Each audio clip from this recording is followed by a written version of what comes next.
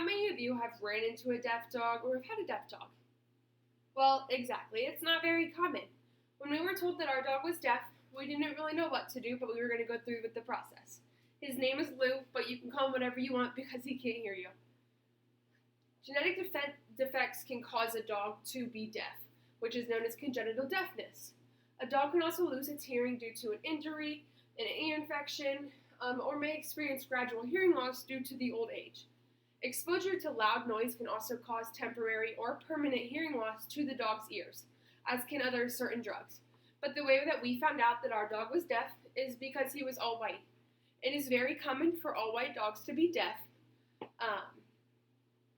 And when we got Lou, they told us that there could be a chance that he is deaf. But we said we were going to go through with the process because not only will the dog learn a lot of things, we will learn a lot of things through ourselves. So training a deaf dog can get very tricky and very hard in some situations, but it is one of the best experiences that I've ever figured out and witnessed. So there are a lot of studies on why dogs are deaf or how they become deaf. Some state that when the mother becomes pregnant, she has an internal illness or an internal disease. But according to Deaf Dogs Rock, they say that the most common cause of congenital deafness is the pigmented related, which is the pinkish skin that they have. Although it is common that some of the dogs have white coats, but still have a pigmented skin. Although they have the white fur, they have the black noses, the black rims around the eye, the black spots. So that's why it's sometimes tricky to figure out if your dog is deaf or not, because they do have color on themselves. The trim comes from areas of unpigmented skin, or also known as the pink skin, like I mentioned, which produces the white hair on the dogs. If there is an unpigmented skin in the inner ear, the nerve endings die off, and that's what results in the hearing loss of the puppy and within their early weeks. Although many dogs that have the white ears are deaf, many dogs have colored ears as well. It is very hard to figure out if your puppy or your dog is deaf because when you first get them in their puppy stages, they are very stubborn and they don't want to listen anyway, so you can't tell if they are hearing or deaf.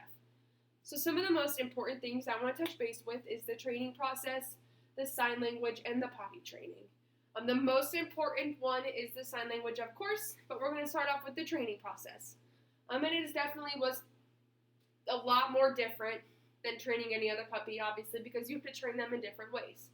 When I look back at it in the training process, I feel I have learned a lot about myself, mainly the patience. It helped me work on this, and how I used it was when I was trying to get his attention or get a dog's attention, you can't just yell at them. You have to generally tap them and get their attention, and you can't just yell. You have to go up behind them, and you don't want to go up too fast and startle them because they can't hear what's behind them. So if you pop up behind them, you don't want him to turn or the dog to turn and bite you or even growl at you or do anything. The next thing I'm going to talk about real briefly is the potty training.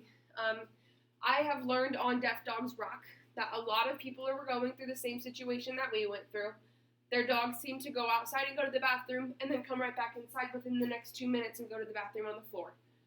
They asked lots of questions on Deaf Dogs Rock, and she said it takes some time, but generally they will grow into the groove of things and figuring out. But like I said, the most important thing is the sign language. According to Deaf Dogs Rock and their sign language page, they stated that getting the dog used to sign language was the most trouble part of training. Only because you are trying to introduce brand new signs to them that they have never seen before. So trying to do that sign over and over and over again and getting it stuck in their head, they aren't going to know what's going on and what you're doing to them. So that's why you need to do it over and over and over again so they get used to it and realize that, oh, this means no and this means stop, or this means to go potty, or different things like that. According to Alicia on Deaf Dogs Rock, she said that every dog is going to be different in different situations. Not every dog is going to use the same sign for no, or stop, or to go potty, different things like that. So the process of having a deaf dog can be very difficult, but I would not trade it for the world. Anyone that I know or has had a deaf dog loves them so much and would not trade them for anything. And just because they do have problems with not hearing, they're just considered special. They're just special dogs. They're just like any other dogs. And some say that they are a little better because they never leave your side because they're relying on you to be their ears, so they don't really wander off too far. There was times, and there still are times, that it is hard and troubled and different things like that. But anyone I have spoken to and any research that I've done, everyone loves them and thinks they are the best dog ever, and that if they were going to adopt another dog, they would get a deaf dog. So like I mentioned, the most important things about training a deaf dog is definitely the training process, sign language, and the potty training. There are lots of other factors that play a role in the training process, but the ones that I listed I feel are most important.